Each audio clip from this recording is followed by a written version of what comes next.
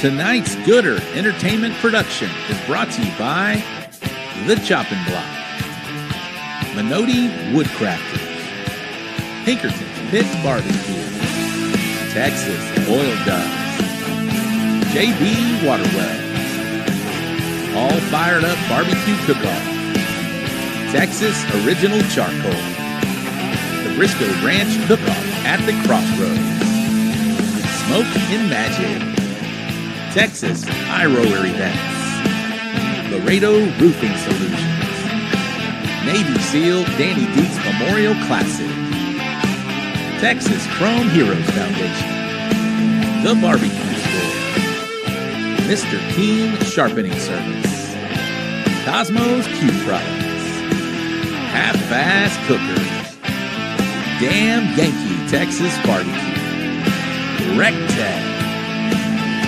Quattro D Drums, We Branded Promotions, Texas Barbecue Badge, and Bull Printing Wraps and Graphics.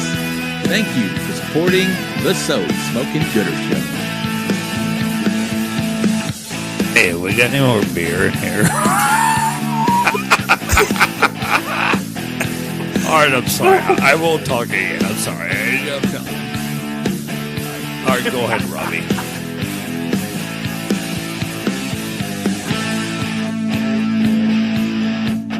If you're gonna put it in the box, put it in the box. And stamp it.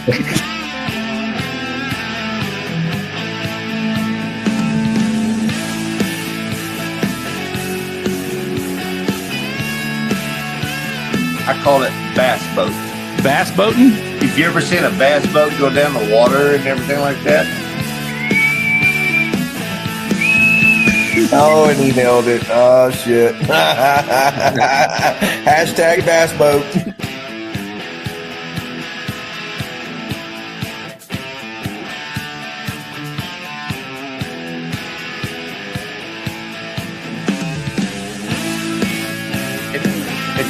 If you're gonna put it in the box, put it in the box. And stamp it. I call it bass boat. Bass boating? If you ever seen a bass boat go down the water and everything like that? Hey there, everybody. This is Aaron the Retro Guy, host of the Morning Roast Radio Show, and you're locked in to the So Smokin' Gooder Show. Give it to them, fellas.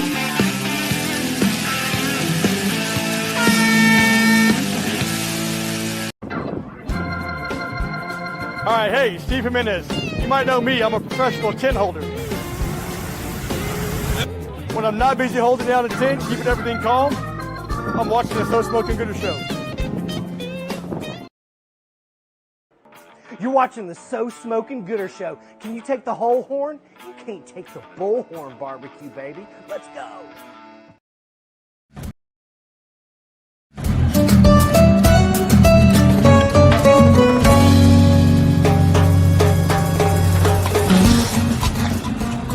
Cesar Mejia with Smoking and Toasting Barbecues, and you're watching the So Smokin' Gooder Show.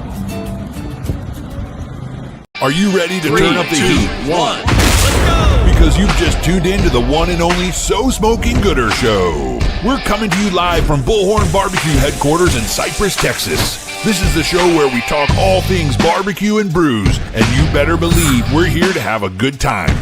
Get ready for the man who knows barbecue like the back of his hand, the guy who can tell you the difference between an IPA and a stout blindfolded, and the life of every party, your barbecue pitmaster and the host with the most, Rob Arocha. Whether you're part of the Gooder Gang or just here for the special guests, barbecue competition updates, or maybe even to rate some boxes, strap in, fire up those smokers, and crack open a cold one, because the So Smokin' Gooder Show starts now. Good evening. What is up, Gooder Gang? I am so excited for tonight. I hope you guys and gals are as well.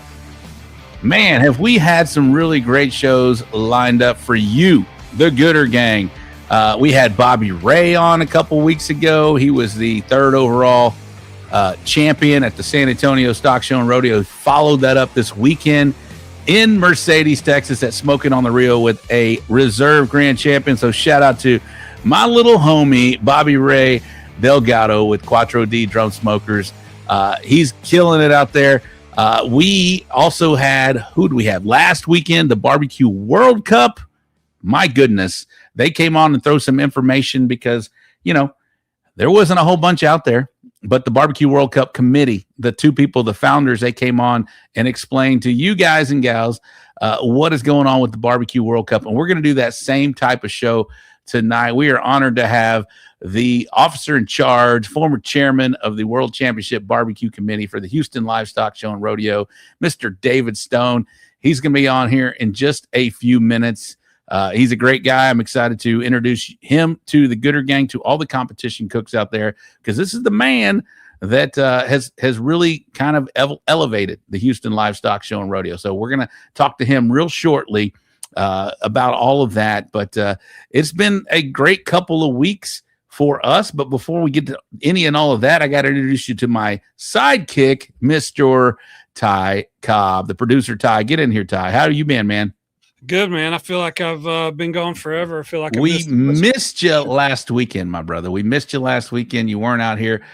Shout out to our co-host and / producer, Wes Garrett. He came on and kind of picked up a little slack up there. We can't do it everything because you are the man, Ty, but he did a great job. Shout out to Wes Garrett, man. Yeah, I appreciate it, producer Wes. You can, like I said, he can be my wingman any day. He's a cool dude. I had a lot of fun with him at the Jack Daniels. So he's a great guy. He had a lot of great insight to the Barbecue World Cup show that we had last weekend. Speaking of that, shout out to EJ De Leon and Bobby Ray. They punched their ticket to Las Vegas for that big $1 million prize. So shout out to them. I'm excited to I want to be there, Ty. I want to be there. There's only a handful of qualifiers, so we need to strap up our boots, our Ty Cobb boots behind me. Last couple of weeks with like San Antonio, I didn't get the results. Is that an automatic qualifier? And then I know the Smoking on the Rio. Like, what are the automatic qualifiers, and what happened the last couple of weeks? San Antonio was a qualifier, and Smoking on the Rio was a qualifier for the Barbecue World Cup. I do not believe Houston Livestock Show and Rodeo is, but they should be next year. I guarantee you they probably will be, if I have anything to do with it, because they've selected these handful of elite barbecue contests for these contestants to go out there and compete and win and be honored to go and cook for this $1 million prize purse. Anyway, we talked about that last week, and we can talk about that beyond, but tonight we're talking Houston Livestock Show and Rodeo contest. Ty, where'd you go? No, I'm here. I'm just how did you do last week? Last week, well, I got to tell you, man, we've been on a nice little roll.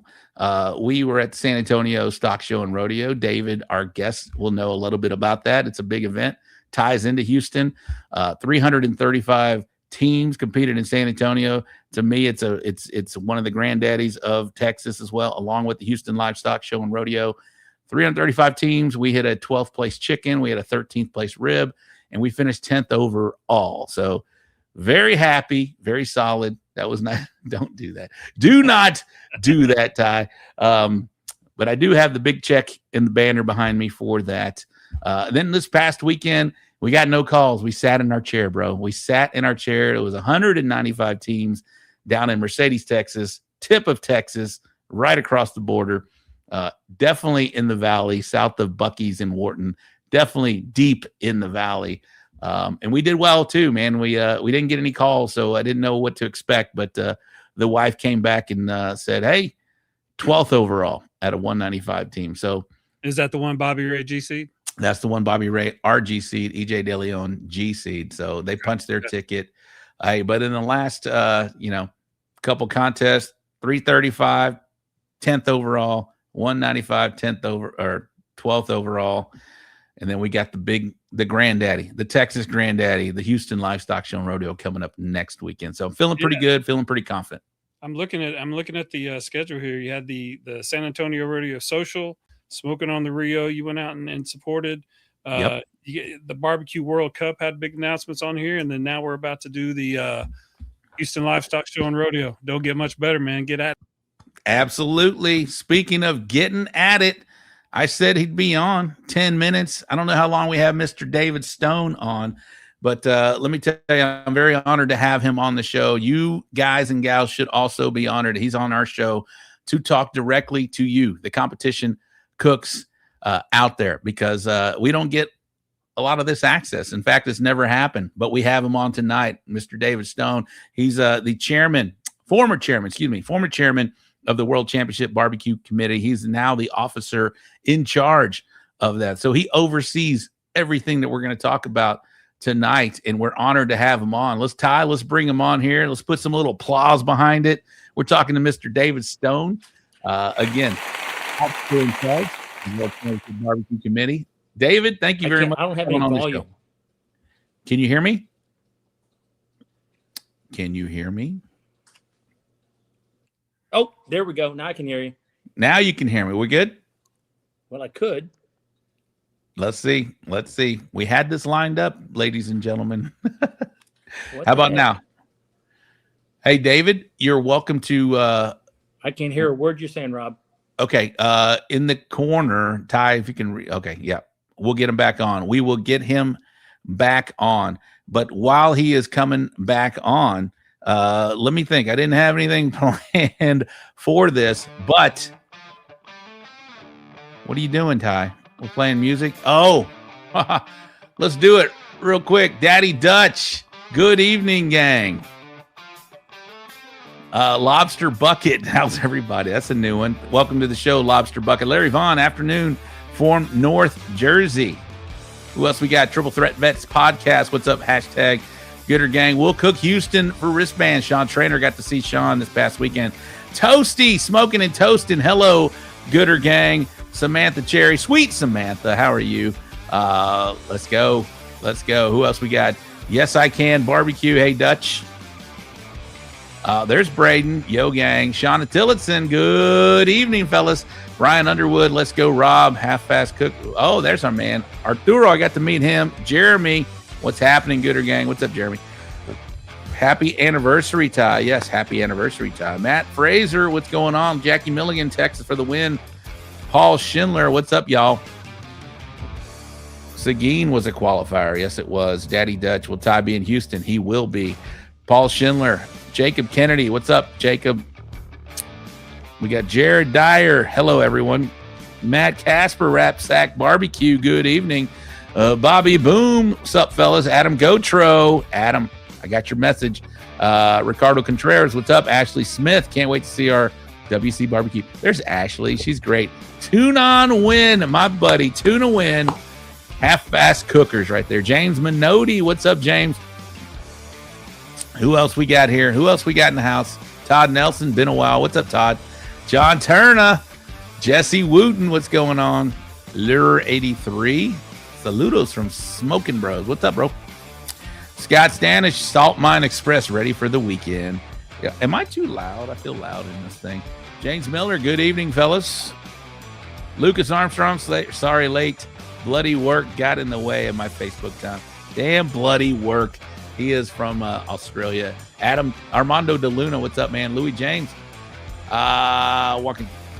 All right, Ty, you're going too fast, bro. I can't even read these. Chicken fried. Let's go. Was that it? Yep. All right. We're back. We're good. All right. Man, you had me speed reading, my brother. Had me speed reading. All right. Can David hear us now? Are we back with David Stone? Yeah, I can hear. I can hear now. All right. I can hear you. Are we good? I don't know what happened, man. I was listening to all the promo stuff, and then as soon as you started talking, the sound went off. It's okay. That's live content right here. That's how we do it. Thankfully, I forgot to do the shout outs to the Gooder Gang, which I do every night because they are the best part of the show. But David, thank you very much. Like I mentioned earlier, I'm honored that you have taken the time to come on and talk to us, because this is great exclusive access that not everybody has. Nobody has access to this, to where you can come on and talk about, the judging process or the whole barbecue contest as a whole. But overall, can you speak on the WCBBQ, the World Championship Barbecue Contest, what it means to the city of Houston, what it means to the community, everything that you guys support? Y'all are amazing. If you guys don't know anything about the World Championship Barbecue Contest or the Houston Livestock Show and Rodeo, they support year-round all across not only Houston, but Texas and beyond, man. Can you speak on that, please? Sure, love to. Starting with the barbecue, I mean, this is our 52nd annual. We're technically 54 years old. We started for 2 years under the Area Go Texan. We became an official committee in 74. So this is our 52nd contest. We've got 1,100. We've grown to 1,100 volunteers on barbecue. Wow. We've got, our cook teams. We have an average attendance. Depends on the weather, obviously, but an average attendance of about 240,000 people. We're the kickoff party for the rodeo. And, I'd love to say that it's all about us, but it's really about the cook-off teams and what they bring to it. Because, as you well know, the cook-off community is an amazing community. When something happens and there's, floods or snow or freezes or whatever, the Houstonian spirit, picks up and gets out and helps their neighbors. And, that's really dominant in the barbecue world. So, the Houston Livestock Show and Rodeo, we just hit $660 million in scholarships and grants. This year, we've committed $30 million for next year for scholarships and grants for the youth of Texas. We're all about education, agriculture, Western heritage, and entertainment. And at the end of the day, we get to support that by having fun at a barbecue cook-off contest that, the size that nobody else has. And, we get to hang out with the people we like hanging out with. Absolutely. You've been a chairman as well. You've overseen I got one of these bow-legged. I got two actually behind me. I guess you can't see it, but I got a couple bow-legged H trophies. I have one, but my son is the inaugural junior champion. Can you speak about how y'all brought on the junior championship, the Kids Q? Because we got a lot of parents watching as well. That is such a unique and special contest to the Houston Livestock Show and Rodeo. I know a lot of contests do have junior pitmaster contests because these kids are amazing. These kids are competitive as you have seen and for sure. But talk about how you brought that to Houston, because it's really cool. Now we're in year number 6 of that. Absolutely, yeah. This is our 6th annual. It took us a couple years to convince the upper part of the rodeo that this was a good idea. At the same time, it was one of those things. I went down to the Fort Bend County Fair. They had their junior cook down there. I went to the American Royal. I saw some of the most amazing kids. I saw this one kid. He's about 8 years old. He rolls his Yeti on a wagon over there. He gets it all set up, and then he sets up his phone. He's got his YouTube channel going. I was just absolutely blown away. This kid was amazing. And while he's doing everything, he's talking into the phone, with the camera, telling everybody what he's doing. Professional. Then I went to the show and I'm like, man, we got to get this going. And actually, Dr. Chris Bowman, he was not our president and CEO at the time. He was a staff, and he was one of our chief mission officers at the time. But I went to him and I said, hey, can you help me get this going? So we got it started. And the first year we had, I think we had about 30 kids out there the first year. It grew a little bit. This year, I'm proud to say that we're limited on space. We've got 40 young men and women that are going to be competing. They all get a ribeye steak, and we take about 5 extras, so they have something to choose from. They go over, they pick their own steak out of the cooler. All those steaks came from the steer auction last year. Wow. So cool. It's from the rodeo, comes back to the rodeo. It's back in the contest. They can garnish any way they want. They can cook any way they want. They can add stuff. We do stress to them that it's all about the steak. If you put a piece of lobster in there, man, we're going to appreciate it, but we're going to judge a steak. And at the end of the day, we go up at about 11 o'clock on Friday morning, and we get up on the stage. We do a color guard, national anthem. We have the full ceremony, just like the teams get on Saturday evening. Yes. We try to make sure these kids understand how important it is to be up there. We give the trophies and buckles just like you get when you go up there on the stage. So it's important to us. It's our next gen. And, cook teams like yours, your kids are raised around that.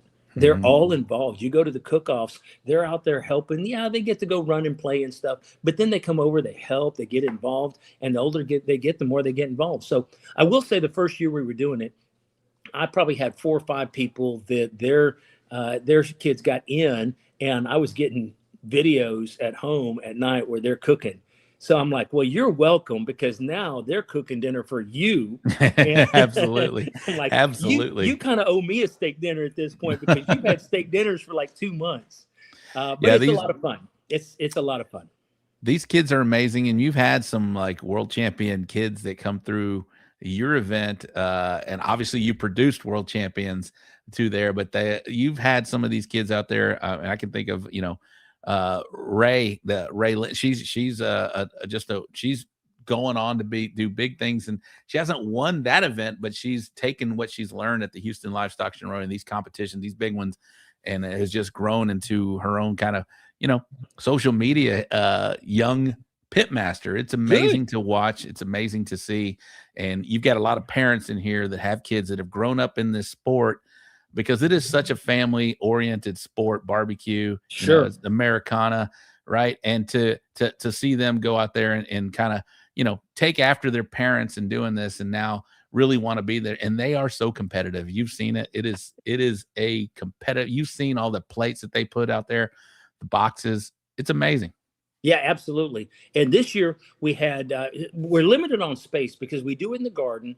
We do it in the garden because we want to use the stage for their ceremony. And when we do it in the garden, now we're limited by space because of emergency vehicle access and stuff. We had 59 entries this year, so we had to do a lottery and take 40 out of those.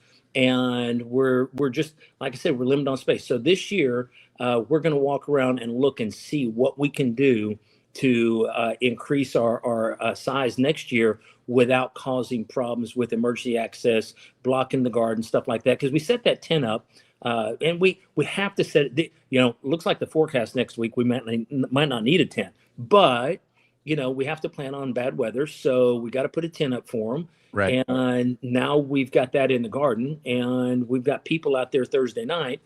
That tent's already up. Now we strike that tent as soon as we're done, so it doesn't interfere for Friday and Saturday, but on Thursday it does. So, well, you've already grown, right? You started at 25. I remember when my kid did it, was 25. Now you're up to 40, right? And so you're still continuing to grow. And I appreciate all the, strides and on all the improvements and stuff that you guys are doing, because you definitely do listen to feedback and comments and all that, and you're always trying to evolve, and I appreciate that. As for parents, like I saw Anna, she posted something, and I wish I could have got her son Cruz on there, who's a really great cook in his own right, world champion himself.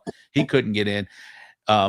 Do you recommend anything, maybe get in earlier, or how does you said a selection process, a lottery is what you meant, the word you said.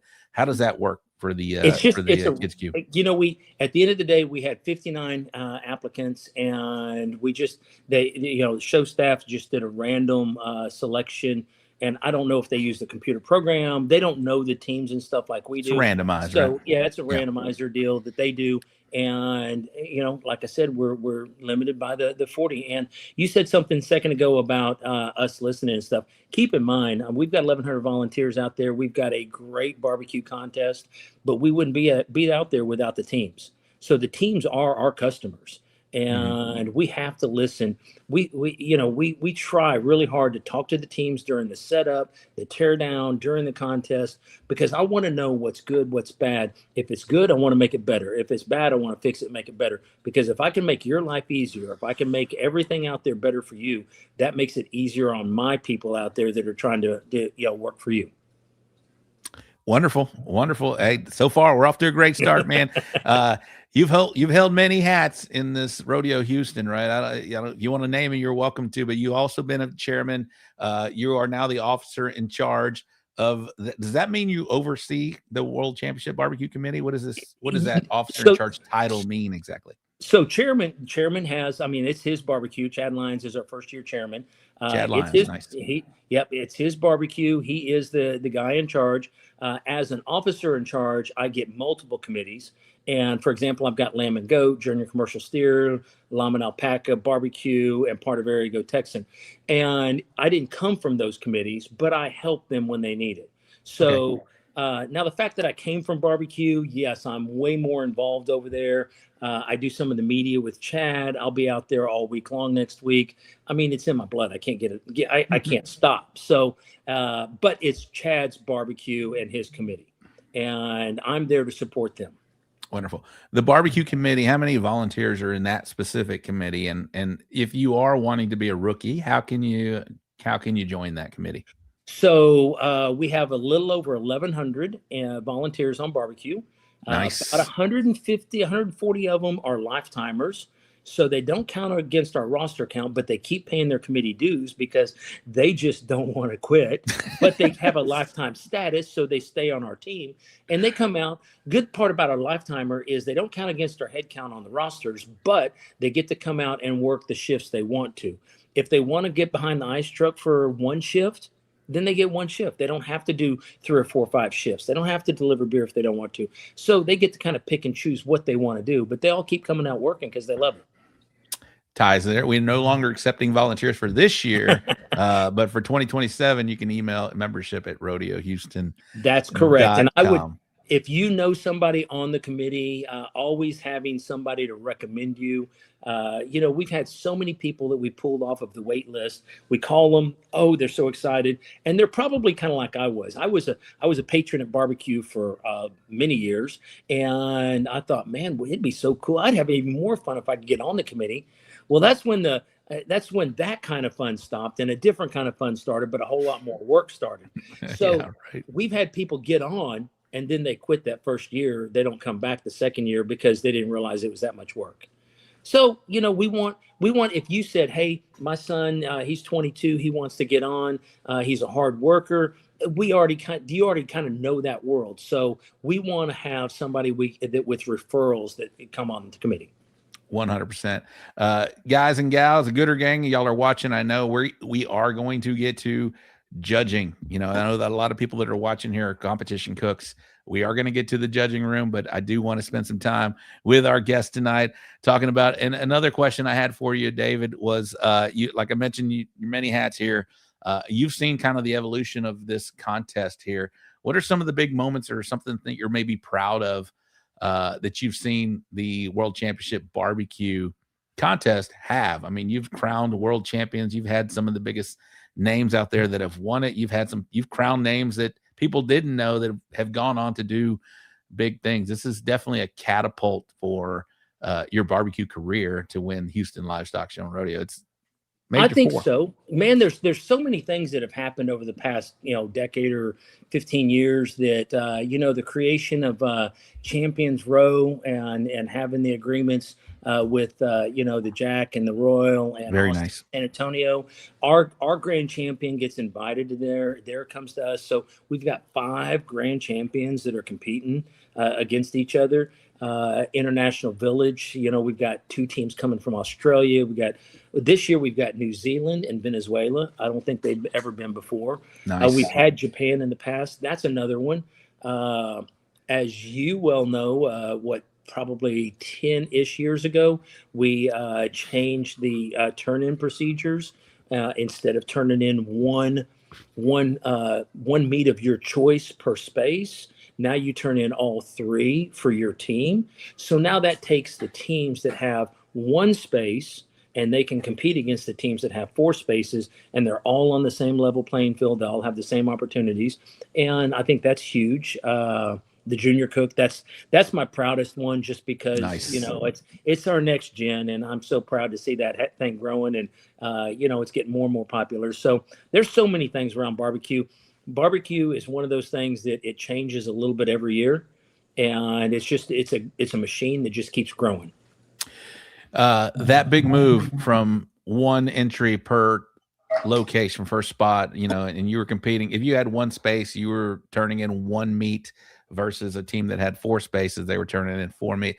That was a game changer. That leveled, like you mentioned, leveled the playing field, and that really put it as a true barbecue contest. We travel all across the country doing this thing, barbecue, and Houston was its own unique kind of thing, right? But now in the last, you mentioned 10 years ago, y'all started that or whatever it was that y'all did, that actually brought it to a true barbecue contest, right? To where you get to turn in all 3 of your meats and compete against other teams. If you have one spot versus the teams that have 4, you're still on the level playing field. So thank you very much for bringing that to competition barbecue, or at least Houston Livestock Show and Rodeo, because that has definitely been a big moment. I didn't have that on my notes, but I'm glad you mentioned that, because that was such a big deal to shift the tide and make this a true barbecue competition. I totally agree. And, you had somebody that had 4 spaces, and they could, in theory, turn in 4 briskets. And if you're out there, you're cooking 1 brisket, and they get 4 tries at the same thing. And it's just not fair. And now you got 4 space team. And we don't have very many of those, but we've got 4 space teams. They get to turn in 1 chicken, 1 rib, and 1 brisket. And they all get graded on all 3. And the same for the 1 space teams. They get the same turn in, and they get the same grading opportunities for scores to add up to grand champion. Can we talk about the county teams and how that works out? Because it's a big deal. That is a, you mentioned it. Originally it was a county kind of cook-off, right? And this, seeing a lot of these county teams that go out there and qualify, right, and become that county's, champion, right, to go out there and do that. It's really neat. It's really unique. And I love seeing that. We had Jasper County win a couple years ago without a call, which I think is brilliant and amazing. And the fact that you guys have cumulative scoring now, everything has evolved from this contest to make it one of the premier events out there in the country. I agree. So we started as, it started as just a couple guys. Bill Bailey was one of them. Started, I can cook better than you. Well, I can cook better than you. So they literally set between, I believe back then it was where the Astro Hall was and the Astrodome, and they sat in the parking lot and they competed against each other. And I think there was like 8 guys out there. And then the next year, 70, I think that was 72, that they said, hey, we're going to have a real contest. And what they did is they reached out to the area Go Texan counties and said, hey, I want to see the best of your local county come into Houston. And we're going to have, and keep in mind, back in the 70s, World's Championship was everything to us, what's around us. So, nobody else in the world was cooking like we were. Right. So all of our counties, that's our world. So that's how it kind of got started. And then now, there's not really a lot of mystery around the county teams anymore. They don't get anything special treatment. They do still have the Go Texan awards, the Go Texan Grand Champion Award, and that was originally designed because the old turn-in system, they only got 1, and so all of your 1 space county teams were really competing against each other. Where your 2 and 3 and 4 space teams, they were turning in 2, 3, 4 pieces and competing against each other. So the county teams were kind of limited by what they could do because they only get 1 space. And when they, that's the reason we created that award, because it was really kind of 2 contests going on. Right. And a lot of these teams have been established, right? A lot of these teams have been there since y'all's inception, and they're not giving them away, right? They're going to pass those down to their sons and their grandsons or whatever it may be, now that we're getting into 50 years, right? And so the county option or the county avenue is a way that a competition team, I get asked all the time, hey, how can I be part of this deal? Well, I've said, hey, go ask around, see if they need a competition cook, A, but B, enter some of these county events, the Houston, the Go Texans and stuff like that. That is an avenue to go out there and earn your way into the Houston Livestock Show Rodeo, because your wait list is probably deep and it's not shrinking. I think it's growing than it is shrinking. everybody wants to come. They either want another space or they want to join the contest. We've got our wait list is growing, and problem is that we're just limited on space. And as long as we stay in that lot, as long as we still have the Astrodome is still there, as long as we're just restricted by growth, we just don't have any more real estate. And you're exactly right. I mean, we've got 68 counties that are part of the Area Go Texan, and we pull 60 from there, and then 8 come from the Metro Go Texan. So you've got somebody from each of those, which is Harris County and the 7 surrounding counties, and those are the ones that get invited to the contest, and they get to choose who they're sending. So most of those counties are having their own cook-offs, and that's who they send. Some of them don't have enough people in those counties to have a full-blown cook-off, so they've got a couple cook teams, and then the county is the ones that actually decide who they send as their representative. Well, I love it, and like I mentioned, that's people listening. That is your best opportunity, I feel, as a cook or as somebody that doesn't have an avenue to get in. Go find a county, and a lot of these guys, you have to be part of that county, right? So see if there's and a lot of the counties are represented at Houston Livestock Show and Rodeo. So check with your local county, see if there's an event out there. And if you want to go to the Houston Go Texan series, I think it's like a 12-team contest. I'm not too deep into that realm yet, but I know it's a deep year-round contest where they compete and they earn points. And I think their top 2 or 3 or 5 maybe get in. I'm not sure, but maybe Houston area. I honestly, I don't know. I know about our contest, and when it comes to the counties and stuff, I've learned a little bit because I'm part of the Area Go Texan as far as an officer in charge now. So I'm learning a little bit more, but that's still pretty new to me. Wonderful. All right, you ready to start talking some nut and bolts of the judging? Again, we're visiting with David Stone. He is the officer in charge, former chairman of the World Championship Barbecue Committee. We're definitely honored for having him on the show and come to speak to you directly about what happens in the judging room. So we're going to ask questions. If you have questions that I don't ask him, put them in the comments. Producer Ty will star them, and then we'll come back after the end and ask him some questions about this next weekend's event. It's coming up, man. I can't believe it is already here. Setup is started. It has. We're a little bit behind schedule just because of Energy Park and the Monster Jam, and it's a little frustrating, but we have Section B received an email today so that they can start moving in tomorrow. And if history keeps going, then you'll have another section on Friday, Saturday, Sunday. Wonderful. All right. Let's start at the beginning. Tagging, right? Tagging is unique to the Houston Livestock Show and Rodeo.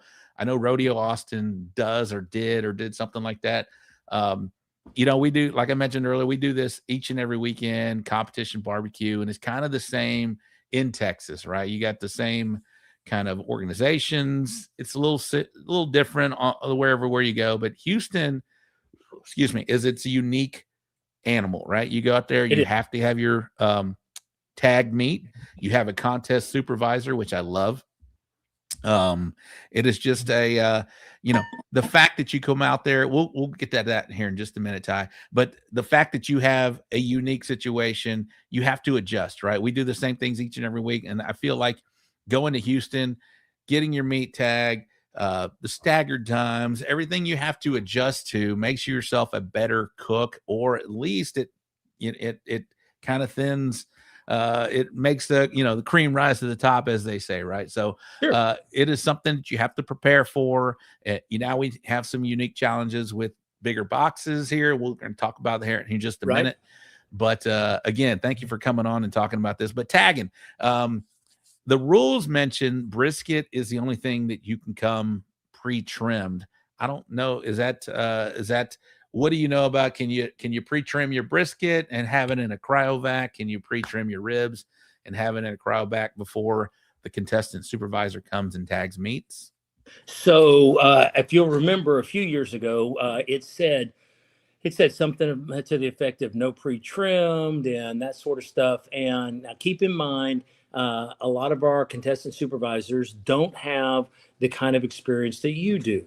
So as you know, 10 years ago, you started getting a lot of these high-end meats out of Snake River Farms and, producers like that. And you would order a brisket online. It comes to you. It's all cryovac and everything.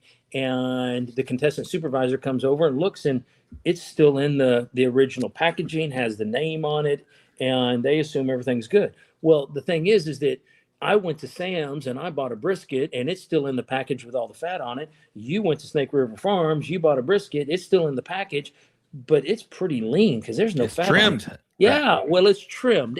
And short of trying to teach all of our contestant supervisors and trying to, it just got to the point where we had so many options of higher end meat that how do we police that? So we took that part out, and that was probably, I think Robert Becker was chairman about that time. We just took that part out of the rules because it just didn't make sense at the time. And so yes, the brisket is the only one. It does need to be in the original packaging so that at least the contestant supervisor knows that you haven't been doctoring it and injecting it and marinating or whatever. Give them the time to do that, and they need to tag it. And I know we're going to get into the tags. I know the tags is old school. I know that you've got several people on your show and friends of ours that don't like it. I won't mention any names, Dennis Butterworth, but we've had several conversations, but there's a whole method to the madness behind that. And part of it, I'll admit, is we're a little old school. We are the World Championship Barbecue Contest. We do think that we're the biggest and the best. We write our own rules and we dance to our own tune. And like you said a while ago, we've got a wait list. We're not begging you to come. We're inviting you to come. If you don't like our rules, I am totally okay with that. I got somebody right behind you that's okay with it too. Somebody plus 100. Exactly. So, we think we're doing something good. We're doing it. We're not intentionally trying to do it different than anyone else, but we don't want to follow what they're doing just because we want to follow them. We want to do something that we know works and we have confidence in. It's got integrity. And when you win our contest, we feel like it's a step above. Like I mentioned, we do the same thing each and every week. To go to Houston and have all these different, I wouldn't call them challenges, but different uniqueness to Houston is special. Like Adam Gautreaux, James Dodson, I love the tag. Steve Pfeiffer, I love the tags. I mentioned it earlier. I love it too. I mean, to me, it's unique. I love the fact that you can only tag 2 ribs, and you got to make do with those 2 that you pick, right? Yeah. It makes yourself a better cook, or makes you, like I mentioned, the cream rises to the top in these contests because it is unique. It is different. You don't have 4 racks of ribs to choose from. You really better pick your best 2 and baby them suckers, because those are the only ones you get to turn into. Right. And agreed. So all right. So chicken needs to come whole in a cryovac, because it doesn't mention that in the rules. Or can you trim, can you come with 4 halves and then they tag the 2 halves together if you want? Do you know that answer? We had this conversation last year. I think actually you and I talked about it. I think me and Butter talked about it. I don't remember what the result was because if I'm not mistaken, I think that we had 2 halves and we tagged them together. I don't know that answer for sure. I know that you have to turn in at least 1 whole half chicken. Okay. Jointed, it's 1 whole half, no pieces, all that stuff. And I know you've got that on your questions in a little bit. So I don't know the answer if it has to be in 1 bag before they tag it. Yeah. Ty, you were ahead of me, but I think it's time now. You're probably on schedule. Ty, producer Ty. I'm going to go just read these just so that you and I are refreshed and we can answer our own question here. But all contest meat selection, all contest meat are cut to be tagged in the presence of a contest supervisor. Each team must use the turn-in container provided by the contest. No other containers will be accepted. We'll talk about that in just a minute. Saucer glaze must be cooked onto the contest meat. No pooled side sauce or liquids permitted. Basically, you can't sauce in the box. The use of aluminum foil inside the turning container is optional, but it must be fully contained within the container. That's a good little nugget there. Garnish or other objects of any kind are not allowed inside the turn-in container. We're talking about the 3 meats, guys: the chicken, the ribs, and the brisket. The contest turn-in container may not be marked in any way. You can't, we know that, guys. Turn-in times. Okay, this is we're going to talk about this in a minute, but chicken turn-in will be from 10 a.m. to 11:30 a.m. Pork will be from 12 to 1:30. Brisket will be from 2 to 3:30, and you will have staggered times, it seems like. So we'll talk about that with David. Contest meat turn-in. Teams will receive their turn-in times during meat tagging. Exactly. So you may have 11 a.m. You may have 11:45. You may have 11:30, whatever it may be. Teams are expected to be on time submitting their contest turn-in container to the judging area. Upon submission, the turn-in container will be inspected to ensure that it contains the correct type of meat, that there is an adequate amount, and that the meat collection rules have been followed. The tag containing the team name, space, and turn-in will be removed. So this is where it becomes blind at this point. And a coded number will be assigned and marked on the container. Each contest turn-in container will be randomly placed into an insulated storage boxes, and the judging process begins. All right, judging process. There will be one judging round of 85 judges for each meat category of chicken, pork, ribs, and brisket. Questions are already arising. I can feel it. The contest turn-in containers will be randomly taken from the storage boxes and placed on the tables. The committee will monitor the judging process to assure that contest meats are not discussed by the judges. I do like that. All contest meats entries are judged. The judging slips are completed correctly. Judges are provided fresh plates and utensils for each meat entry, as well as food to cleanse their palate. Each contest meat entry is evaluated on its own merit, not compared to other entries. Thank you very much. Contest meat entries will be scored, here we go, by 5 judges on a basis of sight/texture. I think that's appearance, basically 1 to 5. Smell, unique to Houston, by the way, 1 to 10. Tenderness, 1 to 15. And taste, 1 to 20. The higher score is more desirable. The high and low score of each contest meat category will be removed. All right, so the high and low will be removed. You'll be judged on the average of the remaining 3 scores and are multiplied by 2 to achieve a 100-point grading scale. All right. Teams with the top 10 scores will be declared finalists. Okay, we know this. Okay, highest score is a champion. Cumulative overall score will be grand champion. Perfect. Contest results presentation. All right, this is the garden stage. Okay, so we kind of walk through the judging process. Sure. Aluminum foil, that's optional, right? I guess you can put it on the bottom. It is. Yeah, it's optional. Will you be providing that, or is that no? It's you get the boxes. I think you just get the boxes, and what they're referring to is if you want to put aluminum foil on the bottom to keep the juices, if it is leaking, keep the juices from pooling around the container, then you can. Okay, wonderful. So top, the 5 judges, right? Oh, turn-in times. There's an hour-and-a-half window apparently on each one of these, right? So. Yep. When you turn in a box, say you're the early window, right? So you're the 11:30, 11:45 window. You turn that in. What happens to your box, David? So when you walk up and you turn, okay, so the reason that there's staggered turn-in times is partly because of the contestant supervisors. They're assigned somewhere. Most of them have about 4 teams that they're assigned. Some of them, if they're closer up front, they may have 5. I don't think anybody has 6, but they may.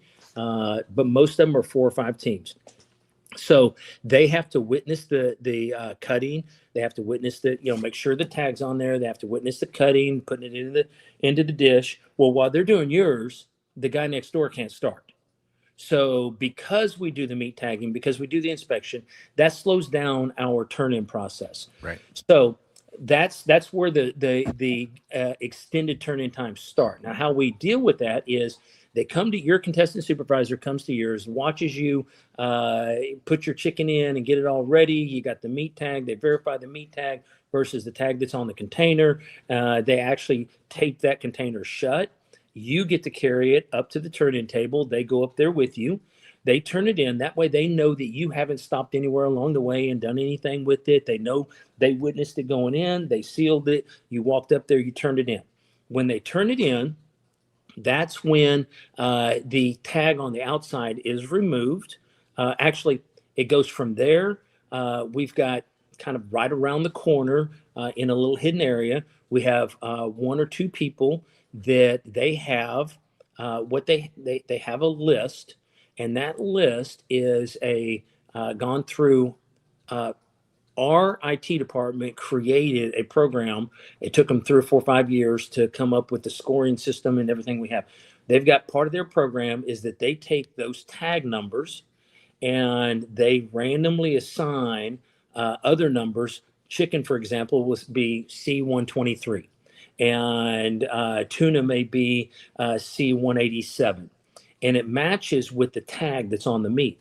So when it goes from that table right there, it's already been inspected by your contestant supervisor. They know it's good to turn in.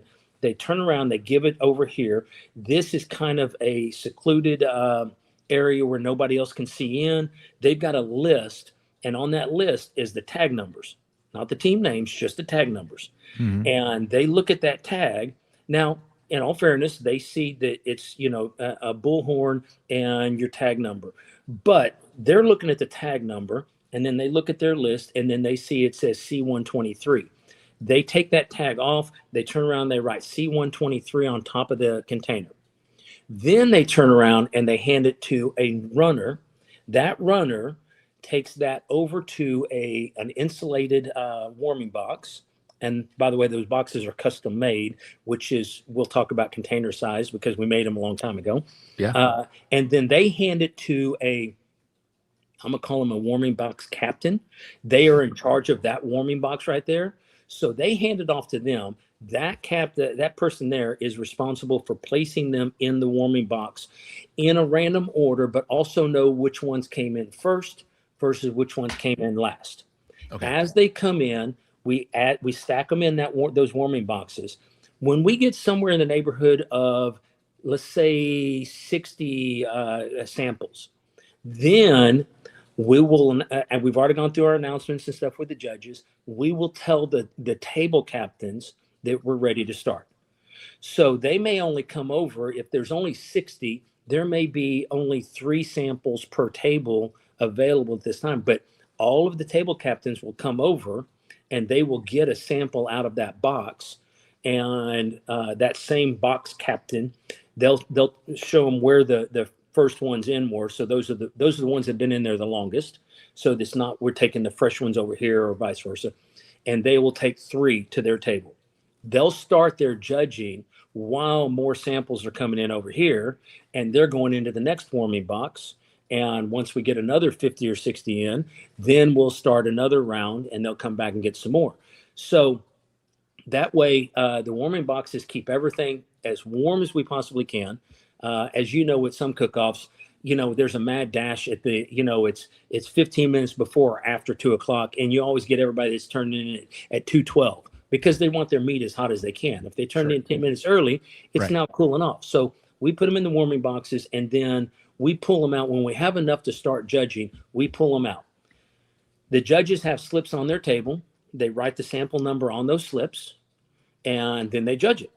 They're using that C123. They don't have any indication that. So far, the last person that could have possibly seen that was the proctor way over here in the corner before the runner took it to the warming box, before the warming box guy put it in, before the table captain came over and took it to the table. And then the judges start scoring.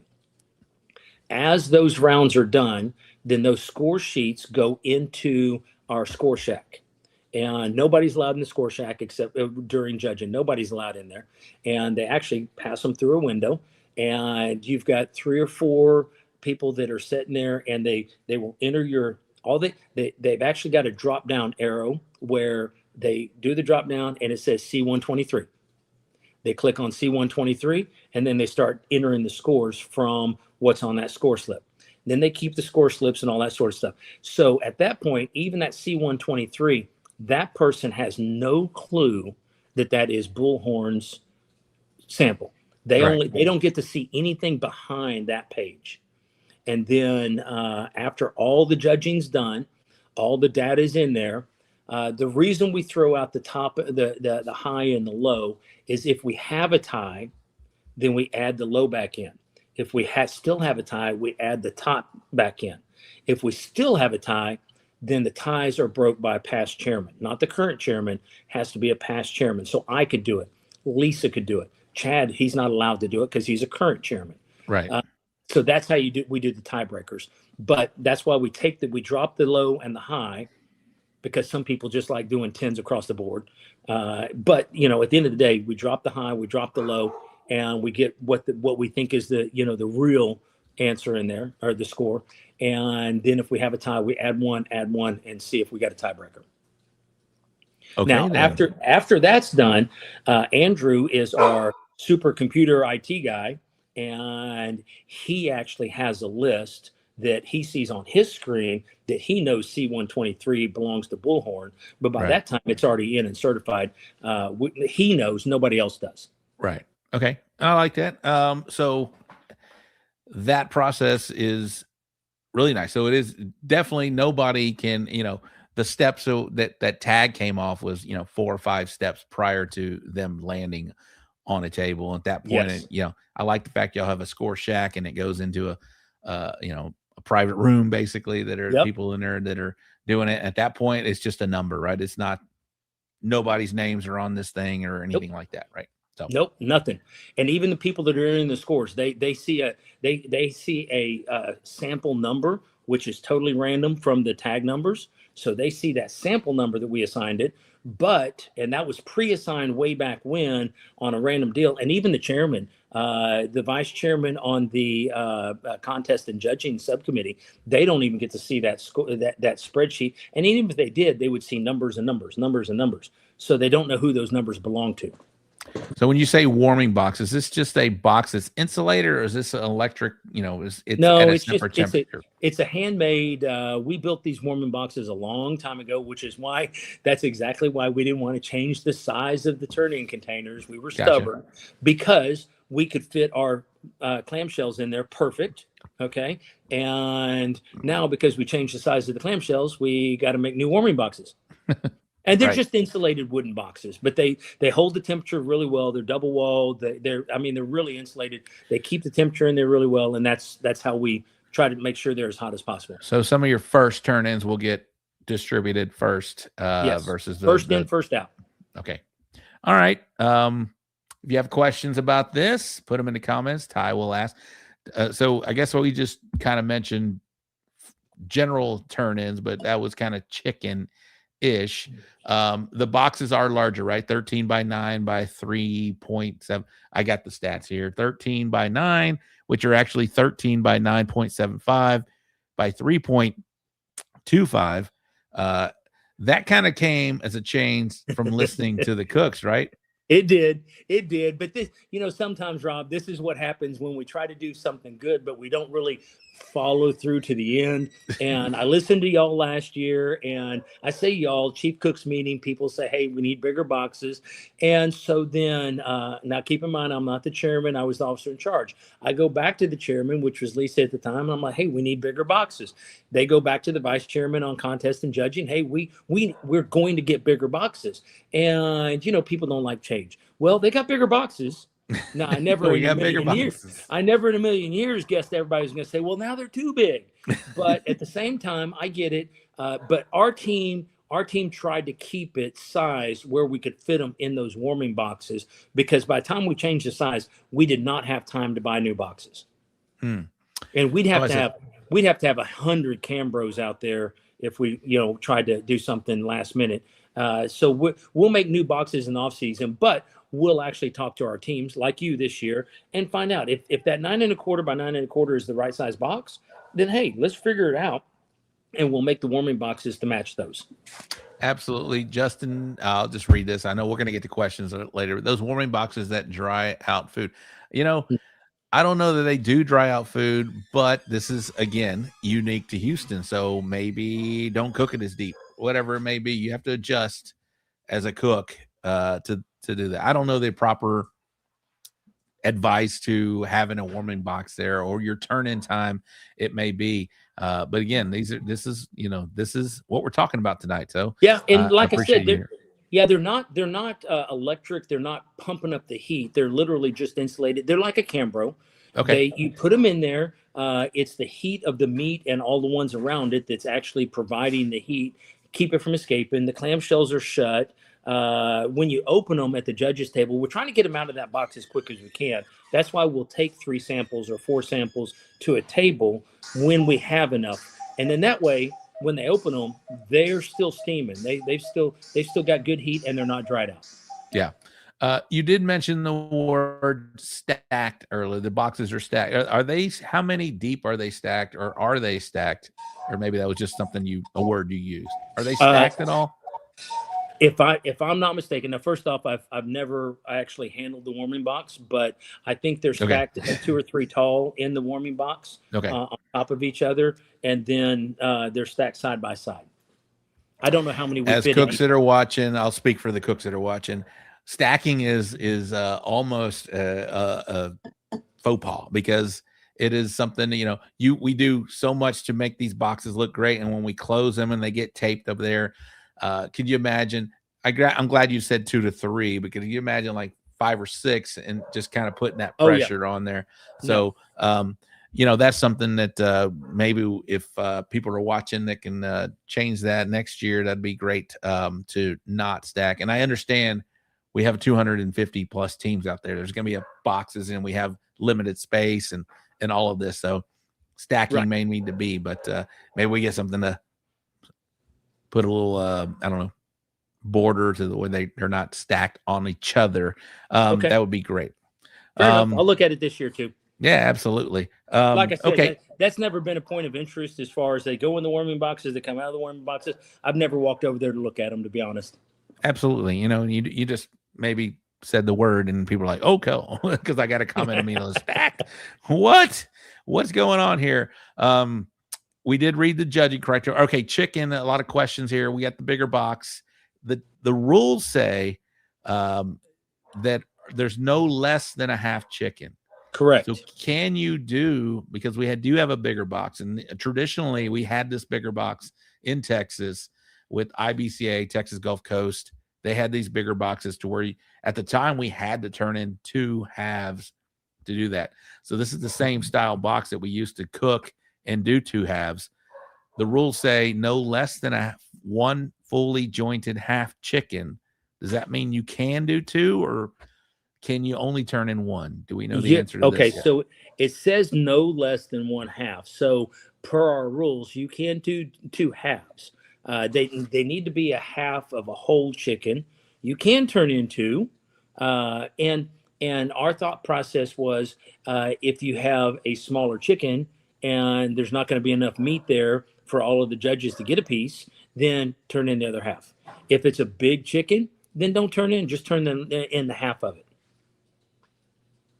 Yeah, absolutely. Okay, so 2 halves you can do, right? As long as it's a fully jointed half chicken, you can turn in 2 of them. Yes, and that was revised a couple of years ago because we had people that were they were cutting up and slicing and dicing and turning in cubes, and I mean, you open it up and it's like, well, first off, the appearance, you couldn't really judge the appearance, and second off is, how can this be anonymous? I mean, we're trying to do a blind judging, and then somebody cuts it into perfect little 2-inch cubes or something. It didn't make sense the way it was written. So that's why we said fully jointed half chicken. All right. So to answer the questions that are coming up here, no thighs, no legs, no nothing. It has to be completely a fully jointed half chicken. Correct. You do not have to turn in a wing tip, right? As long as it has a wing, that little stupid ass wing tip, you can cut that off, right? Yes. Thank you. Hashtag, we're team no wingtip over here, David. Team no wingtip.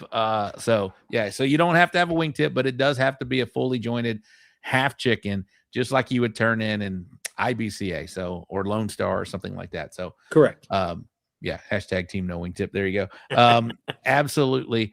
And you can turn into, but no pieces, no thighs, no legs, nothing like that. So perfect. Okay, let's move along to ribs. The rules state no less than 9 ribs, and the same thing with brisket, no less than 10 slices. We got a bigger box. Probably maybe we can allow more. So it says no less. Does that mean you can turn in 10, 12, whatever? We're only cooking 2 ribs, right? 2 rib slabs. So you're not going to get 14. Maybe you are. If you are, good job. But for the most part, you're still only going to be turning in at minimum 9. Right. And that's just so we have enough for the judges. We want to make sure there's enough to get samples. And same on the brisket. God. Who's out? Are we back? Yes. Okay.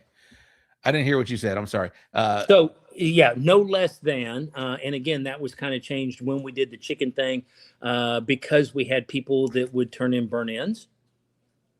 Like, we're looking at it, we're like, no, you can't turn in burn ends, but it didn't say that in the rules. So now it says no burn ends, at least 9 slices. We need to make sure that there's enough there, number one, for the judges, and hopefully there's a little bit left over so that if there is a tie and we have to call the past chairman in to come and do a tiebreaker, that there's something left over for them to taste. We've had a couple ties, and I'm trying to remember what it was a couple years ago. It was after because I was involved, so I was a past chairman, and we went in to judge, and we had the 2 samples in front of us, and we could only taste one because there was nothing left in the second one. Mm. So they turned in bare bones minimum, and evidently the judges must have liked it because it was all gone. So you've had broken a tie? Yes. I love it. Yeah. I love it. All right, we talked about turn-in times. They are staggered, right? And you explained how that's going to work as far as that is going to. Garnish, we haven't really talked about the open contest or the dessert. You are allowed to garnish. I did read the rules. You are allowed to garnish that, so you can do whatever the heck you want. But it does have to be turned in the same box, the same big box, right? Same. Yes. Same.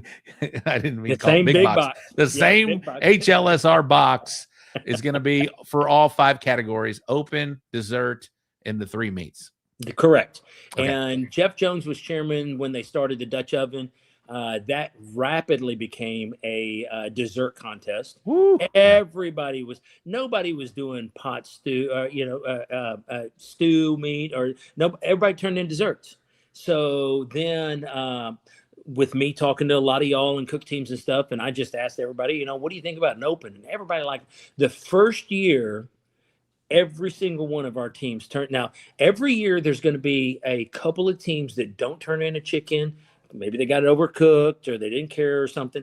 Maybe they didn't turn in ribs. There's always, if we have 270 teams out there, we'll get 268 turn-ins on chicken, ribs, and brisket. Right. The first year we had 100% turn-ins on the open. And the open, we set it up just so that you've got something to do on Friday night. Maybe your wife, show us your culinary skills, show us your imagination and your creativity. And by the way, when the judges are done and I walk back in that tent over there where all of the samples are stored, I can walk from box to box to box and see what everything is. Absolutely. But again, you can garnish your open, you can garnish your dessert, as long as it fits in the box and you turn it in on time. All right, perfect. If you have any questions, all right. So contest supervisors, we talked about that. That is unique to Houston. If you have questions, everybody should have been at least contacted by their contest supervisor. We have, so I'm assuming everybody else has at this point. And if you haven't, maybe you need to send a message to the barbecue committee, but I bet you have. I bet you've been contacted by your contest supervisor. They're great. I've had this is my 5th year. This will be my 5th year to compete. at the Houston Livestock Show and Rodeo, and we've had some really good contest supervisors. They're all Good. professionals. They're all great. They all know the rules, and that is something that people have said. My contest supervisor said this and this and this and that, but the handbook is there, right? So you can go and read it. That's where the actual rules. You go to the handbook and you interpret and you ask your contest supervisor. And we're asking David right now, like we mentioned, no less than 9. Can you do more? He said yes. So, right. Yep. So, and the contestant supervisors, they're very good. We try to rotate them around so that there's no relationships formed and anything. So, over a multi-year period. But at the end of the day, you're the one that should know the rule book more so than them, because it's your competition that you're doing. If you have a question, if a contestant supervisor says something to you that you don't believe, then you need to come up and grab somebody or call somebody, and we'll come back and talk to you, because some of our contestant supervisors, that's really kind of a premier kind of a job on the parking lot, because we've got our table captains, we've got our warming boxes, the contestant supervisors get to go hang out with you a lot. So that's really a cool job. And that's saved for people that have more experience. They've demonstrated that they know the rule book, and they're there to take care of you. So we don't give that to a rookie.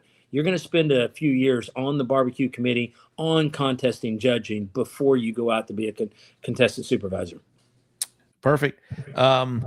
So we're going to get into some of the Gooder Gang's question. And David, thank you very much. We're an hour in when you started. I hope you're okay. Are you good? I'm good. What's in the cup? Are you still good? Yeah, I'm still good. I might have to take a quick break here in a second. You're welcome to, and you're welcome to go kick the tires, and Ty and I can talk while you do that. And if you're ready to do that, you're welcome to. But I'm good. I'll probably need you for about 15 more minutes if that's good with you. Okay. No worries. Perfect. All right. So we'll get some questions here. Ty has starred some of these questions. Here's a question from Armando De Luna. Have you ever thought about opening a lot for just cooks that are not involved with the big corporations? Maybe a side lot where they're just comp cooks. I don't know if that's something y'all thought about or not. No, honestly, I've never really thought about having a second lot, just cooks, not involved, because we've got, and we talked earlier, we've got all those one space teams. Most of the one space teams, as you well know, a one space team is typically a county team.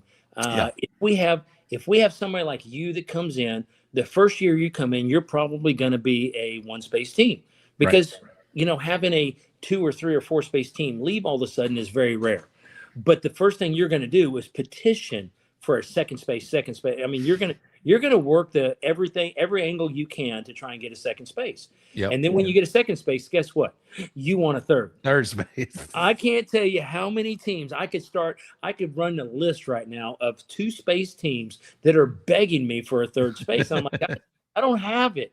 And everybody wants to get, in a perfect world, I'd like to have more one space teams and less 4 space teams. But at the end of the day, those 4 space teams, yes, they are corporate, but I will say that those big teams, they've learned that they have their cooks or their catering company that comes in and takes care of their guests. And then they have their cook teams, their Robert Roaches, that actually come in and cook their competition. So I don't know that it would do a lot of good to have a second lot for one space teams. Now, y'all see the news. We're trying to figure out lease negotiations with the county. We don't know what's going on with the Astrodome. The Texans just moved, so that practice facility is going to move.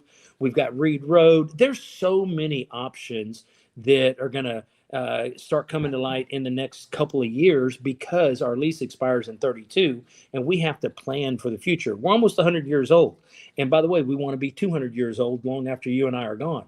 Yeah. So I'm not saying that we're doing any of that. We may be talking in 10 years and be in the exact same situation we are right now.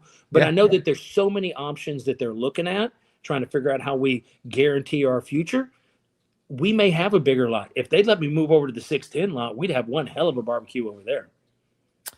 Good answer. Good answer. Yeah, we don't know the future, right? We don't know what's going to happen, right? And I did see the Texans. They're moving to my neck of the woods, and I'm excited about that. Yep. I'm right down the street from you. I don't know if my wallet will be later on, but we'll see. How many days are there in? How many days are there? Is Canada? Okay, I don't understand that question there, but let's go to. That's Braden. No, thank you, Braden. I appreciate you watching, man. Adam Gotro, to win it without a call, you get no finalist banner. How do you know to go to the stage? I can answer this because it's happened. It's happened with my neighbor, Trey Whitehead. They called him and they said, "Hey, you have to go to the stage." And he's like, "Why?" He's like, "I don't understand. I don't know why, but you have to go to the stage." So if that happens to you, go to the stage. Go to the stage. Go to the stage. If they tell you to go to the stage. Go to the stage. Don't ask questions. Go up there. We've had it happen a couple times when I was chairman, and you look up there and the finalists are there, but there's more than 30 up there. So you know somebody's up there for some other reason. Yeah. And they're all looking at each other thinking, wondering who it is. But again, if you get called to the stage, don't ask questions. Just go. And I love that. A no-call grand champion is special. It's unique and it's great. And it's something that is pretty wild, right? You don't get a call. You don't get a finalist banner for the most part. So you're sitting out there and they tell you to go to the stage. I would love that to happen to me this year. Just go. Rob, you get to go to the stage. I won't ask any questions. I'll be like, all right, take me. Let's go. I'm going. All right, let's go here. And can they call top 10 in each meet and overall? Okay, this is something that is important. We have 250 plus teams out there. I understand y'all have concerts to get to and stuff like that. But what is the mentality? What is the thinking about, only calling what do we call top 3, right? So a finalist, we call the top 10 of each category. Okay. So you'll have 30 up there on the stage. Okay. And they know that they're a finalist, but they don't know what they're a finalist in because the finalist banners don't say finalist in chicken or finalist in ribs. They just says you're a finalist. Right. So we'll have the top 10 of all 3 categories up there. And if for some reason one of those people are not going to be the reserve or the grand, then you may have 1 or 2 extras up there. But they're looking at each other, trying to figure out if they were in the top 10 on chicken or brisket. Love it. I do like that. And again, we're talking about uniqueness, right? This is a unique contest, right? So, I can understand if you were to call 10, 9, 8 and have them come up. Then it takes the mystery out of it, there. But I get it. Y'all do, I think we go do 3 overall and you get a trophy and then second and then champion, right? Champion chicken, for example. I'm okay with that. I think that's great. So you've been to so many other cook-offs and the award ceremony. I've been to some where I was so bored I was falling asleep because I'm waiting on them to call my number. People walk slow, whatever. Our award ceremony goes really quick. And I think that's kind of the mystery. People think that, they know to call bullhorn. Well, we've got a whole process behind here to maintain the integrity, but we also get to call up all of our finalists. That doesn't happen on any other barbecue stage. You don't get the finalists called up there, and they're all excited about being there. They know they're a finalist in something. They get to share in the excitement, and then when you call their name, whether it's 3rd place chicken or 1st place brisket or grand champion, they just explode. They have so much fun. And that's what's unique to our contest. Yeah. Number one, it's a lot faster. Yeah, it's a lot faster.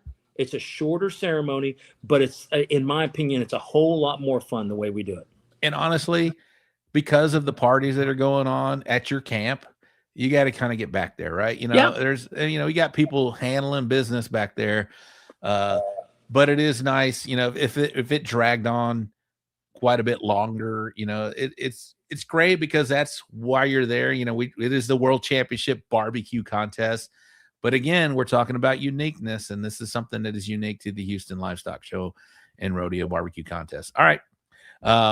Next question, Ty. What else we got here? What if a person is late? that sucks for you. I would recommend not being late. Don't be late. The contest is already scored. If you're not there to get your trophy, sorry. No. Don't be late. When I know it changes every year, but when do y'all try, or when's the effort? What time do y'all want to release the contest supervisors with banners? Is there a specific time? There's not a specific time. Sometimes in the scoring shack, they're trying to get all the stuff entered. Then Andrew's got to do his stuff and generate the list. Then they populate that in the script so that the chairman has everything ready. We need to give him a few minutes to be able to make sure that he knows how to pronounce your name and how to pronounce the team name and that sort of stuff. And you don't want him going up there and just reading blindly. So he gets that list about 6:30. Now they know the finalists probably an hour and a half earlier. So we go out as a group to take out the finalist banners. And then that way it starts getting the teams ready. Hey, you got to get to the stage in an hour and that sort of stuff. So it's usually about 4:30 that we go out and start that. It always seems later than that. Let me just tell you, as a cook, we're sitting out there and we are in the, where we're at with half-fast, right? We're in the furthest opposite end of the judging booth. So we're one of the last to know if we are blessed or not. And man, we're just sitting there and we're like, have you heard anything? Have you seen anything? I mean, let me tell you, from a cook's perspective, that's what's going on in our mind. And it starts early. It starts at like 5 o'clock. I'm like, I think it's about 5-ish or so. Yeah. Yeah. It's like, have you seen anything? Everybody's walking around. It's like, have you seen anything yet? Have you heard anything? And then people are looking on Facebook and checking, because that's where you first find out. I was like, okay, somebody finalist. And then, all right. And you just, then you get your ears perked up and you're just sitting there and you're like looking around, hoping that you see your contestant supervisor and they're ringing bells and doing whatever it may be. But it is such an anxious time. It is just, your heart's racing. It is nice. And hopefully you've turned in good product to where you feel confident that you're going to get a call anyway. But it is, again, it's what makes Houston so different and so unique and so much fun, is that whole process of waiting, right? And waiting, and hopefully you've been blessed to have that moment to where they come with that finalist banner and you get to celebrate with your team and do that. We have been blessed at Half Fast Cookers and to do that. And it's just a unique experience and it's fun. Sure. All right. Okay. Next, are the judges allowed to drink? So we do have a bar. Well, first off, when they're in Coach's Corner, which is our committee tent, that's actually so everybody knows where it's at. The hideout during the rodeo, that's our tent during barbecue. So we've got a full bar out there. They're allowed to drink out there while they're waiting to be called in. We've got a very small bar back there that they can visit and all that sort of stuff, because they're back in that room for probably about an hour before the meats come in and they start seating everybody. And we have to kind of go through and tell them how we expect them to judge. And so we go through everything, go through the rules, no talking, that sort of stuff. They're not supposed to be drinking at the table. And so when I say they're allowed to drink, yes, they are. But at the same time, they're not allowed to be drunk. We have asked people to leave because they have been overserved. And some of them get there overserved. It is a barbecue contest. There is a beer corral out front. It has happened, but they're not supposed to be drinking at the table, and they definitely don't need to be drunk. That's good because,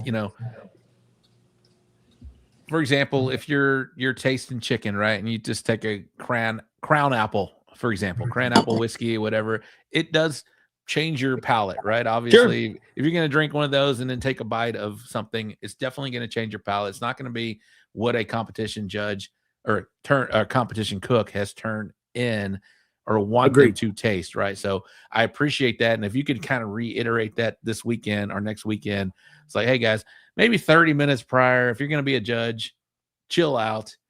Let's get your palate clean. Let's get in there and give them their fair shake, because this is a world championship. This is a premier event in the United States, in the world, right? And I know, David, you and I have talked, this is what you want to be. You want to be the world championship. So if you could maybe reiterate that with your judges and say, hey, 30 minutes, if you're a judge here, you got to chill out for an hour.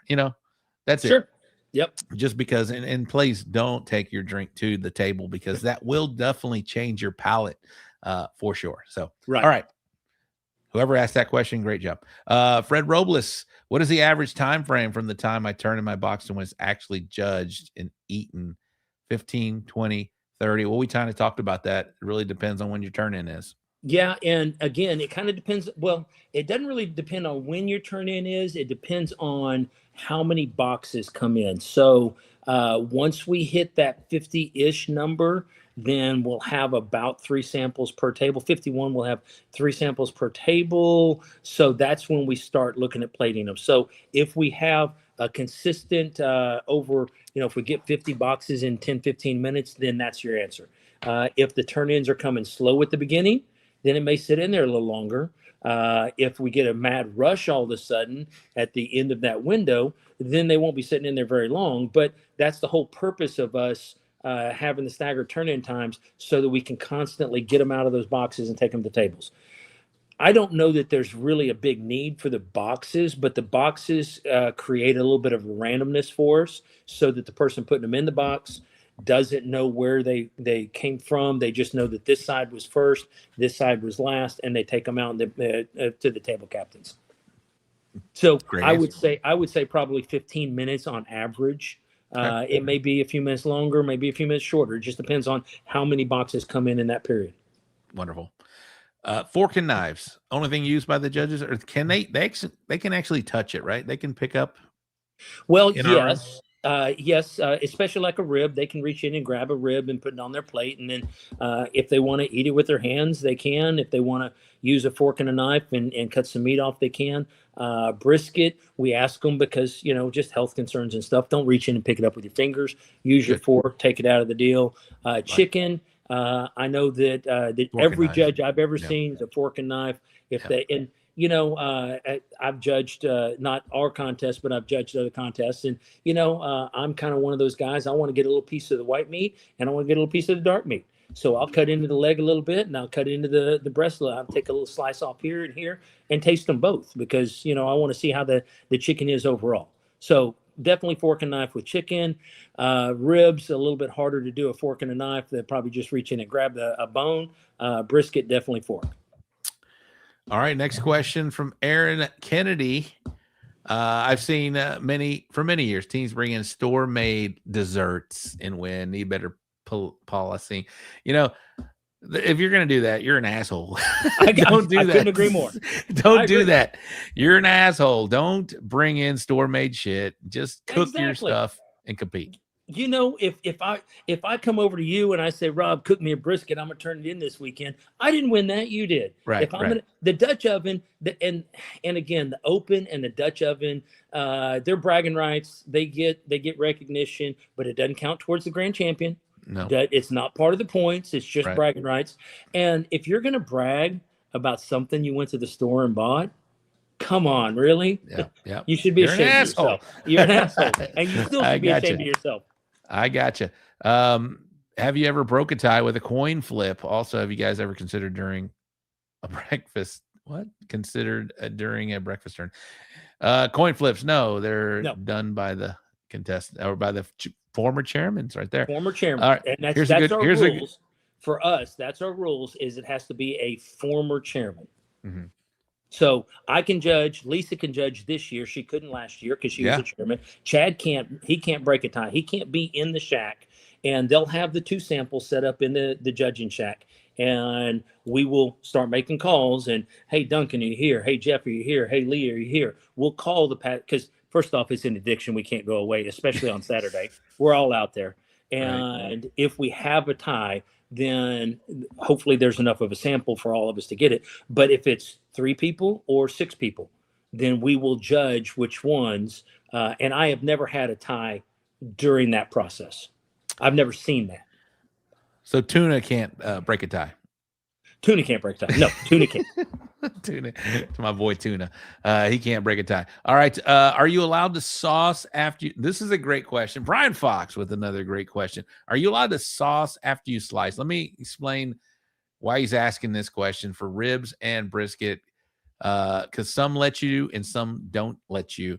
The reason why he's asking this question, because in the competition barbecue world, we sauce the brisket while it's on there. And I know the rules mention it has to be cooked on.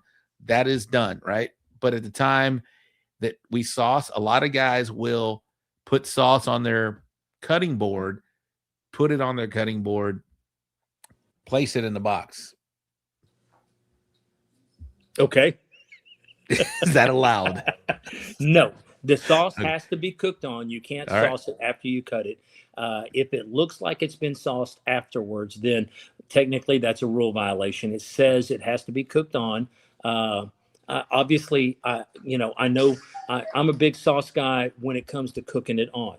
I don't put if you feed me brisket and I drizzle it with sauce all over it, in all fairness, I think I'm kind of insulting you as the brisket cook, because I should be enjoying your meat, not your sauce. Right. When I cook a steak at home and my wife uses Heinz 57, she's telling me she didn't like the flavor of my steak. So, yes. The sauce has to be cooked on. It has to be part of it. All right, contestant supervisors, anybody listening, don't let anybody sauce their slices. It's not allowed. Not allowed. It has to be sauced on the brisket, sliced, turned in. So, agreed. Good question, Brian. Good question, Brian. Justin Payne, what if there are two team members can both go to the stage? Nope. No, sir. We got one chief cook. Yeah, one chief cook. And in all fairness, I know that we've got teams out there, and I don't know how bullhorn or half-assed. You may have one guy that's in charge of brisket, one guy that's in charge of ribs, and one guy that's in charge of chicken, and they're all good at what they do. But at the end of the day, we're going to call the chief cook to the stage. Yeah. Does au jus count as sauce? I don't feel it should. Right? Au jus is not sauce. It's the liquid that you have cooked your brisket in. I agree. And the au jus is a little different. You still have to adhere to the pooling and that sort of stuff. Right. You don't want to au jus it after you put it in the container, because then it's just going to pool somewhere. If you had it on your cutting board and you au jus a little bit and poured a little bit on there, because that is the juices out of the meat. Right. Okay. Good. All right. You can au jus. You can do that.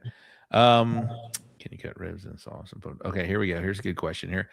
Can you cut ribs, then sauce, and put back on the pit, and then it's technically cooked? So here's Bell. I've had this same situation. It really depends on how long your contestant supervisor's there. If he's watching you and it's cooked, then you box. I think you're okay. But he has to see you slice, and then he's got to watch you do that and put it back on there and let it bake on there and cook again, and then put it in the box. So you really need to talk to your contestant supervisor and see how long he's going to be in your presence, and then see if you have that timeline there to do that. I agree. All right. We're in agreement there.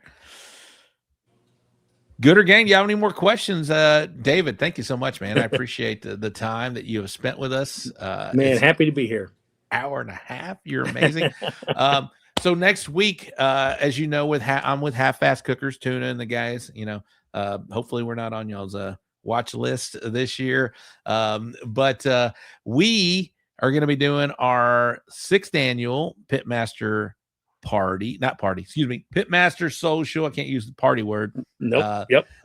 But it is on Wednesday night. So if you are a contestant on the grounds at the Houston Livestock Show and Rodeo, we're not inviting public. This is not a public event. But if you are already on the grounds on Wednesday, because our show starts Thursday, if you're already on the grounds, we are going to have a Pitmaster Social. This is where all of you Pitmasters can come to our tent, we are in C915. And we're going to have Tuna's going to have a beer bar. We're going to have food catered in. You're welcome to come over. We're going to have a live show on there. We're going to be doing a live show. David, I think, is going to stop by right after his event on there and welcome all of you Pitmasters. You get a chance to meet Mr. David Stone, and hopefully he can bring the chairman or whoever he wants to bring with him for that. That'd be amazing. But it's going to be live next Wednesday, 8:00 Central, after his party and before all of us get going. Again, it's not open to the public. If you're on the grounds and you are already established as a cook, if you're already there as a chief cook, a head cook, whatever it may be, or one of your guys that are cooking out there, come over to our tent, CU915, spend some time with us. We're going to have the video board. We're going to have a show out there. We're going to have beer. We're going to have food out there. So if you're welcome to do that, I mean, if you're open to do that, please come see us. All right. Any more questions from the Gooder Gang? Your last chance. David, please speak on the Houston Livestock Show and Rodeo, please, before we let you get out of here, my man. Man, I tell you what, yeah, Houston Livestock Show and Rodeo, there's a reason we have 36,000 volunteers. And, wow. You know, I've told so many people, you know, I got to go to the Royal. I visited with, used to be a gal named Lauren over at the Jack, looking at these other contests, going to them, seeing how they operate and seeing what they do. You couldn't pick up our contest or our show as a whole and put it anywhere else in the world. It just would not thrive like it does in Houston, Texas. It's the Houstonian spirit, the spirit that we have that has grown this thing like it is. It started out with 3 or 4 business guys way back in the 30s that wanted to give kids an opportunity to show their animals, and it's grown to what it is today. 37,000, almost 37,000 volunteers that, you know, it's a passion, and we're helping the youth of Texas by having fun doing it. 2.5 million people visit. Wow. You know, the economic impact to Houston. Yeah, think about that. 2.5 million people visit over that 20-day period, including and plus the 3 days of barbecue. So 23 days on a normal year, and 10% of that's at barbecue. That's pretty impressive. That's pretty crazy. You know, yeah, that's pretty impressive. That is very impressive. You know, we're only open to the public for 31 hours, and we get 250,000 people or so. But like I said, it's the Houstonian spirit. Anything happens around the country, and we're the first to jump in and try to help people. It's, you know, we're blessed to live in Texas, but we're even more blessed to live in Houston, and it's just a great community, and that's the reason that we're still here. And you know, cook teams like yourself. You come back year after year after year because you enjoy it. You're chasing it. You're chasing a trophy and a buckle, but at the same time, you're having a lot of fun doing it. And you know everything you're doing is going to a good cause. You know what? That's the most important, right? You know, that's the most thing. You know, Houston Livestock Show and Rodeo and what they support is amazing. What they do for the community. They've been around for 54 years. This is crazy. You know, this is nice, man. I did see something on there. We can't wait to hang out with the fellowship on Wednesday. This is awesome. David, you've been amazing, man. Thank you so much for coming on the show. Thank you for, you know, opening the curtain and letting us know, you know, there's always been, you know, not so much secrecy, but just unknown, right? It's just been an unknown kind of what happens back there. And the fact that you've come over here and you want to be the premier event for you to come here and talk to the cooks directly, it says a lot, man. And it means a lot to all of us out here. So thank you so much. I appreciate you very much. I appreciate you. Thanks for having me tonight. And Ty, I'm sorry, Ty, you got any anytime questions? Oh, Thank you, David. Thank you, David. Yeah, I did want to say something. I'm sitting here taking notes, and you know, I've got friends that are on the hospitality committees. You know, I've got bonds that I've created with veteran teams that are out here cooking. You know, with Butter and you know Josh Hell and you know all the veterans, John Tierna. And this has a very significant economic impact on Houston. It showcases what we talk about on the show all the time, that all these cookers, they spend their hard-earned money. A lot of them have some wonderful personalities that are also showcased during this 3 days where you have, you know, 240,000 people going through the cook-off. I mean, like you said, it's 10% of this event. And I've written words like showcasing rodeo and barbecue. What better partnership is there than freaking rodeo and barbecue? We say on the show all the time that Texas is the best. So, sir, just you know, hats off to you from the veteran perspective. I've loved being involved with this, and thanks for sharing the story on the show. Well, absolutely. I failed to mention that. And David, can you speak on what y'all do for veterans? Y'all are amazing for that. So, you know, well, first off, I'm involved with Camp Hope and Grateful Americans. And, you know, I know what we do through there. As far as our rodeo and the barbecue, you know, like Ty said, we've got so many teams that have veteran members. Butter, and we've got 300 Justice Road. That's almost all veterans back there, and they always invite veterans to come out and hang out. And a lot of these veterans that they're inviting back there, I've got to meet and got to become friends with them. A lot of these guys are suffering from PTSD pretty severely, and they come out.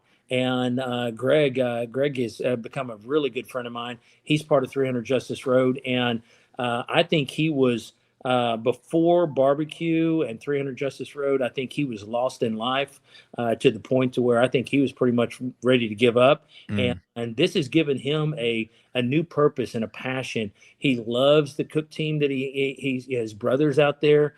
He's having fun. He's helping other veterans.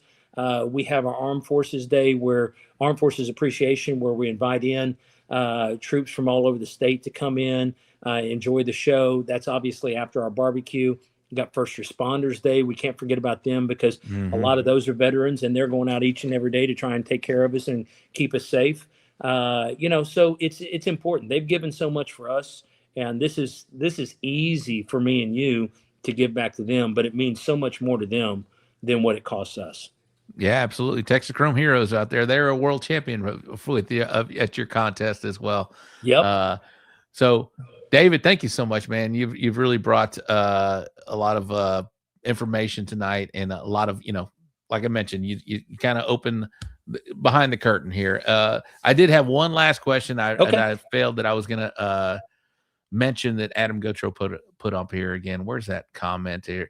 Basically, I know we don't do the category, and I like that, the fact that we call out the 3, 2, 1 for the categories, but the overall, when you get to the overalls, really, I'd love you to think about that, calling the top 10, because we have 250 plus teams out there.